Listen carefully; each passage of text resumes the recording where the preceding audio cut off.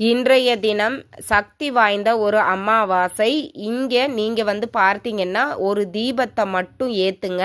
வெள்ளிக்கிழமையோடு அமாவாசை வரக்கூடிய காரணத்தினால பூஜை அறையில் இந்த ஒரு தீபத்தை ஏற்றி வழிபட்டீங்க அப்படின்னா செல்வம் சேரும், வறுமை நீங்கும். அப்படிப்பட்ட தீபம் என்ன ஏற்ற வேண்டும் அப்படின்னா, உங்கள் வீட்டு பூஜை அறையில் நீங்கள் ஒரு பூஜைக்கு உண்டான தட்டி எடுத்துக்கோங்க. அதில் கல்லுப்பை நிரப்பிக்கோங்க.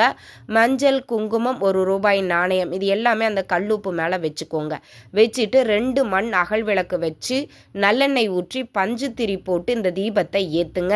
கண்டிப்பாக இன்றைய தினம் நீங்கள் வெள்ளிக்கிழமையோடு அமாவாசை, அனுமன் ஜெயந்தியும் சேர்ந்து வருது.